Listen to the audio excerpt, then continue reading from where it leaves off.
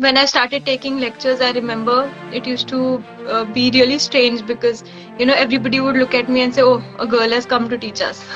It's been a mixture of feeling. Now I think they're finally warming up to me after so many years. Raghav, like I said, you got success fairly early. You were splashed all over the newspapers. Do you think it came too early for you? I think just the journey itself of the amount of time that you have to put into it, specifically while we were back in school, juggling your academics on the side is not an easy thing. So you do need a very good support system to sort of back you up to do something like Everest. Till a certain age, I thought that I was doing this just because my dad is doing this. But then after a while, I thought that I can actually take this thing and carry the legacy forward, because that's what all it means after all.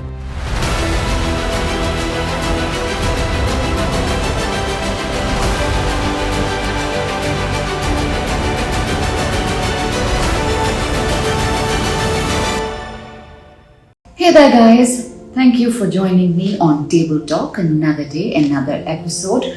And looking ahead, the 2 days that you need to note, Mondays and Thursdays. And also a quick reminder, YouTube, Jyotsna, Mohan, please do click like, share, subscribe. Today on the show, we're looking at some young achievers, 3 young achievers actually, and looking to see what they have achieved in the very short span of life, where they reached fantastic guests actually. Just the first and the only woman lifeguard instructor in the country. She joins me from Goa. Also joining me is Raghav Chandra. He is a Hindustani classical violinist who has performed at the age of 18 across stages, across countries.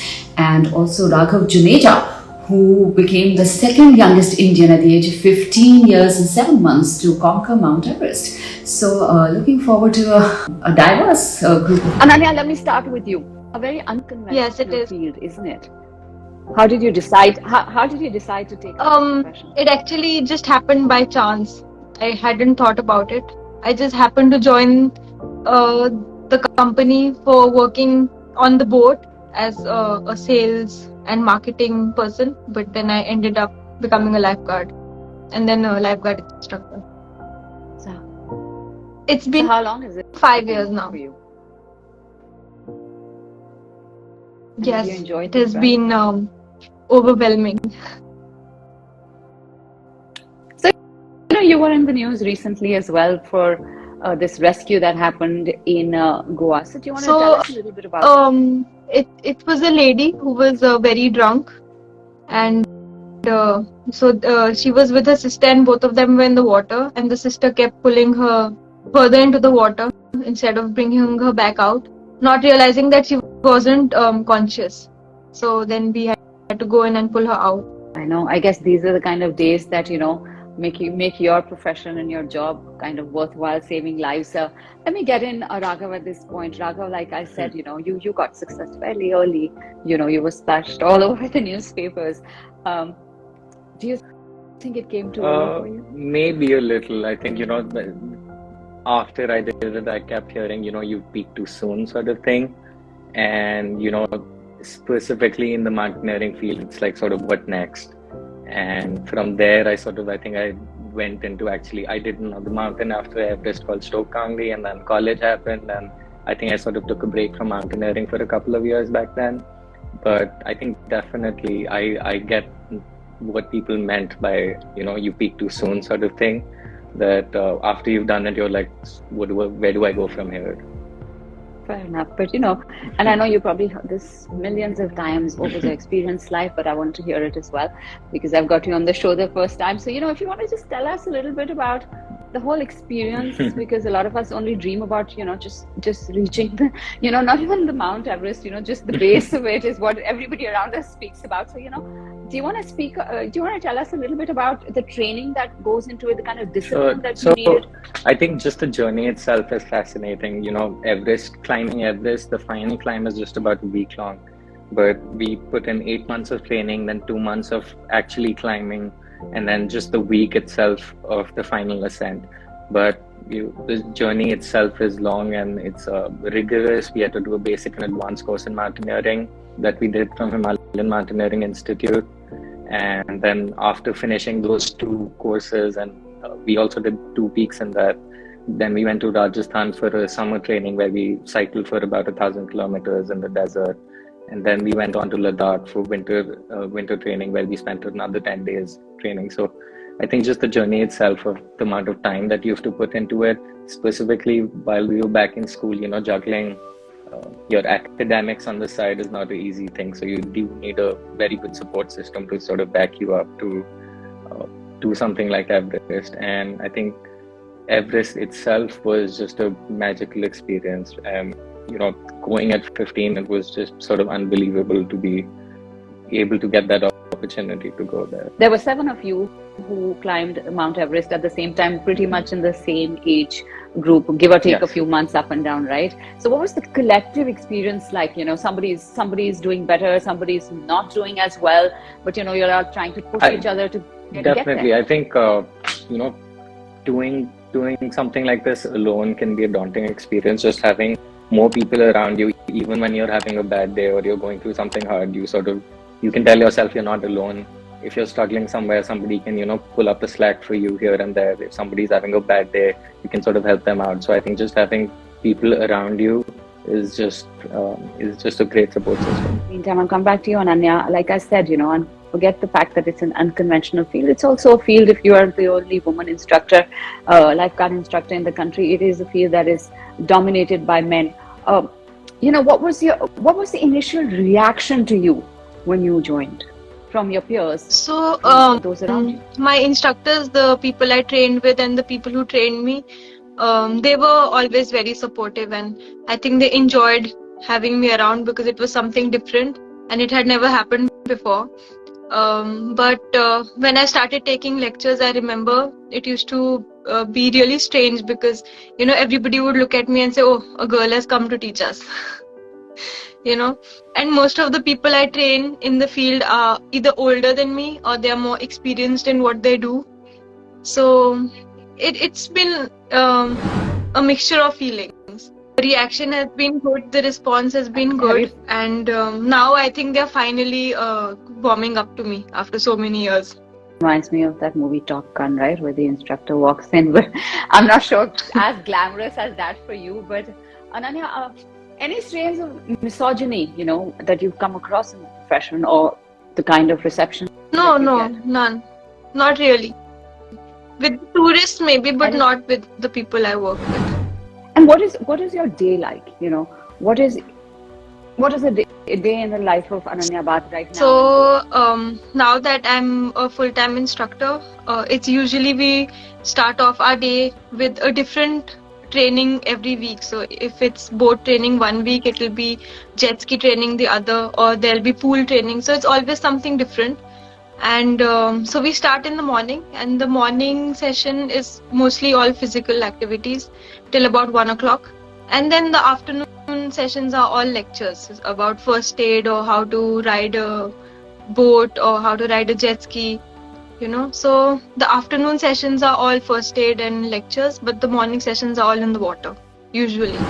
Raghav, coming back to you, there's a question for you. Were you breathless when you reached the top? When we're at the top, we actually have oxygen cylinders because you're that high up that your average human cannot, breathe on that oxygen level. It's about probably less than 1/6 when you're on top of what you're actually breathing at sea level.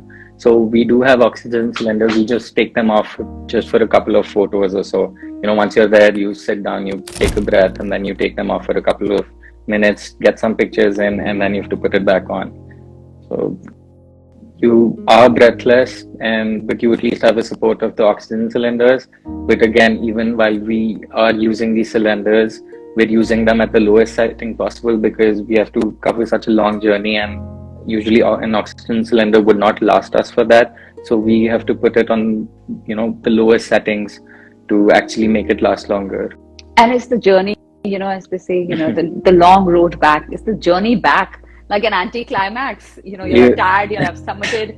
What does it feel like, really? Yeah, I think that's, people keep asking me, what did you feel when you were on the top? But, the moment you get there, you're like, shit, I'm here, but how am I going to get back? Because the journey back is actually much more dangerous than the climb itself. because most of the fatalities or accidents do actually happen on the way back because climbers are tired, or you already sort of given it your all by the time you've reached the top, and now you have to pull in the extra strength just to get back. So I think once you're at the top, you sort of take a couple of minutes to bask in, and then I think you need to sort of keep your head up and keep climbing. What was your family's reaction? Were they, were they terrified as well at some point? I think just getting them to say yes to allow me to go was a feat in itself. And then I think my parents probably didn't sleep for about 48 hours, the last 2 days of the climb when we were doing it. And even after I'd submitted, my mom still keeps telling me she just couldn't sleep, till the time that I was actually back at the base camp. I can get that. I can completely empathize with her, So thanks very much, Raghav, for joining me. I have known your father forever, and he's a brilliant violinist as well. And I know that, he's been your ustad or your coach, as the way you want to say it. Yeah. So tell me something. What age did you start learning, and so what actually, age did you start performing? My dad, he's a violinist, obviously. So it came very naturally to me. So as far as I remember, when I was 2, he gifted me my first violin, and at that point, the violin itself as an instrument was too big for me to even just play it. So I used to play it upside down like a cello, first of all, right? But then for a year or two, I was just fiddling around with it. But then I got the hang of it afterwards. I started playing notes and all that as well. So yeah, I think at the age of 2 or 3, since then I've just been stuck with this instrument. And yeah, stuck in a good way, or is it stuck in a way because I'm stuck? It's definitely stuck in a good way, because till a certain age you're playing, and till a certain age I thought that I was doing this just because my dad is doing this. But then after a while I thought that I can actually take this thing and carry the legacy forward, because that's what all it means after all. So it's definitely stuck in a good way. So I know your father's performed with world-renowned artists. You've also been now performing with several known bands across the globe, across the country. Which has been your most memorable performance? So my most memorable performance, I would say, is the one where we actually went to Dubai to perform last year in 2021 at the opening of the Dubai Expo. Because not only the traveling part, but the performing and in a big orchestra as well, because that's another unique experience. So that was one of my most memorable performances, and I'd say all the school ones as well, because in school also I was playing the lead violin. So the school ones are always very fun. How much do you train in a day? How much do you practice in a day? What is so right now? So I'm just busy with college and all that, but mostly I practice about 2 to 3 hours a day. I mean every day, but kabhi chance beech mein nahi milta. So I mean that's still okay. But then I feel during lockdown ke time, that was the time when I trained the most, because you're at home, you don't have anything to do, and with dad as well, he's my guru. He's right next to me. So anything I need to learn, I can just get it very easily. So I'd say 2 to 3 hours on a daily basis, if not at least 1 hour. I try to maintain every day. So I have a question, and musically it's all become very fast paced. I mean, there is that audience. I don't know. I mean, the kind of audience that there was once for classical music. I think the audience is perpetually changing. Do you propose firstly to reinvent yourself as you go along, or are you going to continue in that very classical vein? Or is that the whole fusion that comes into the picture? Definitely classical is the way to go.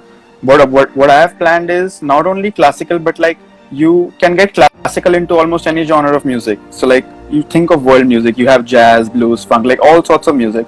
So when you supposed to play follow classical, when you want to follow your roots, you simply just blend your classical music into different genres, because classical music has we've got ragas, right? So if there's a song in jazz or something, so your mind instantly connects that this jazz song is in this raga. So you start to improvise in that, and that's how you can play other genres as well. And apart from that, fusion also is something jisme sab kuch you can mix and match, and you can create good music out of it. So, but yeah, sticking to the classical theme as well. I'm planning to follow all the world music scene and all that, and as a composer as well. Oh, good luck with that. Ananyaa, let me take a last round question from all of you. What next for you? I mean, is this where you think, you're going to be for a long time? You've already kind of achieved several firsts in a sense, right? What is it that you want to So achieve I've next? always been very scared of that question because I never know how to answer it. And whatever I plan for Okay, myself to do next, I fair never end enough. up doing it. So yes, that's And how that I happens with landed the up rest of doing us. this So don't worry job. about it. Yeah. But for now, Oh, I see. I'm enjoying what I'm doing, and also I'm trying to do complete my diving courses as well side by side. So let's see where that takes us. What is the most challenging part The of your most job? challenging part is that it's just very hectic. Like you do tend to get used to it. Like you get used to it being in the sun, being in the water the entire day. Trying to tell people not to do the things that are bad for them, and they don't realize that it's bad for them. So you tend to get used to it, but you don't realize the toll that it takes on you physically as well as mentally. So that I feel that is the most challenging part, being there actually, always on edge that something may go wrong. It can always go wrong with us there. So Yeah, which yes. which we've read about as well. Yeah, I mean, the fact that I think that you're constantly sitting and just watching, that could be, it could be pretty Yes. exhausting in the day, right? Just Yes. watching. For the lifeguards, it is. And as instructors, when we are training new people, if it is teaching them how to maneuver a boat or how to ride the jet ski, you always have the fear of something going wrong. You could have the best team and you could have the best people, still something could go wrong. So there is always a kind of risk in the job in which that it's either a person is injured a little bit or the person may lose their life. So it's like that. So it becomes a little overwhelming at times, but I feel that is the most tasking part of our job. Do you get to take a break then? How do you take a break? Let me put it like that, to unwind in a sense from that So being on edge all the good the thing time. for me is that I live far away from where I work. Like I work in Goa and I live in Himachal. So after every 5 to 6 months, I tend to take a month off so I can go home, because I can't be in Goa and relax anymore, because I can't go to the beach and not be looking at you know. Yeah. So Yeah. I try to go Yeah. home. The fun of Goa. The fun of Yes, it Goa is has. gone for you, isn't it? I can never look at the beach the same way again. And Raghav Joneja, I wanted to ask you, and we spoke about this a little bit earlier, that did you peak too soon? But, after now you've done it, you've summited it, it's part of your history and it's going to follow you wherever you go. But how difficult was the transition to, get on with your life? I think it was a big one. We spent about 8 to 10 months doing this climbing where I sort of wasn't focused on academics so much, because so much of our day would just go into training, and then suddenly, the question for about colleges and board exams came up, and then I think I had to sort of mentally make that pivot that, from here on now I need to sort of focus more on this. And then I think I've tried to keep, the spirit of adventure, try to stay connected to it as much as possible. I did a diving course. I did another peak. Last year I went for another trek. I'm planning to go for Kilimanjaro this year. So I think just sort of having that balance is very important, while, you can continue to do these things as well as not lose focus of the other aspect of your life. And the other aspect of it, life is also, the fact of earning a livelihood, right? and That kind of and that's to especially I get, think So, how do you I balance it? think just sort of having the flexibility is important. You need to put aside time to focus on work, and specifically mountaineering is not a it's a pretty expensive field to be in. The equipments that you need to get, and all the traveling and permits, and I think so. Sort of, it's important to keep in mind that you need to keep working on the side, and then I know a lot of people struggle a lot with sponsorships and things like that, just entering the field. So I think that it's important to keep all things on the table. Would you ever consider going back to the Everest one more time, or you're done with it? Maybe one day in the future. We climbed from the Nepalese side of Everest. and there's a China side as well. So I think that's always been on my mind that maybe someday I want to go back and get another experience from the same mountain. Fantastic. Thank you. Wishing you also all the best. And Raghav Chandra, Yeah. one last question for you. Where do you, what do you really look at in the future in terms of your performance, or where would you like So to like, be in a few years yeah. from So now? what I've You're planned just is like 18. right now, so like I'm in college. Like all I'm focusing on is just mainly practicing for now, because that practice will get me like a good position as well. And I'm learning music production as well. So after like 3 or 4 years, I'll be at a position where I can perform well or better, like compared to where I am right now. And I can also be like a composer or a producer as well. And that is gonna go parallel, because then like nowadays, if you look at it, you can't only just play an instrument. You have to like know what's happening in the electronic world as well, right? So like composing and producing is gonna help me like not only learn more, but then like just get to like know everything much better. And yeah, and I'm just gonna leave the violin as well. Like obviously my dad is my guru, and I mean, yeah, all the credit firstly goes to him, because like all the knowledge I have is like thankfully all because of him only. So yeah, I'm just gonna focus mainly on practicing, like making myself position, and on music production as well, because that is really gonna help me. So, the fact that music has become so digital, the audience has also become a little bit more frivolous. I mean, Does not that really, bother you? because people have choices and people tend to go for what's trending. You know, they don't like have personal preferences. They're like, oh, if this guy is trending, might as well just listen to that person, right? So it's just better to do your own thing, and instead of going with what others like, just get your thing, and why not work on it and make it sound big so that people go for yours eventually. But it's not about that mainly. It's just about doing what you like. After all, it's about like Indian classical music. It's about carrying like the legacy forward as well. But all the best to the three of you, Ananyaa Thank and you. Raghav. Thank you guys. Thank you guys. Amazing stories, really brilliant stories. And, conquer the field. Carry on doing what you guys want to do, and hope to see you here again soon someday. Till then, all the very Thank best, you. guys. Thank you so Thank you much. for Thank joining me you for today. having Thank us. you.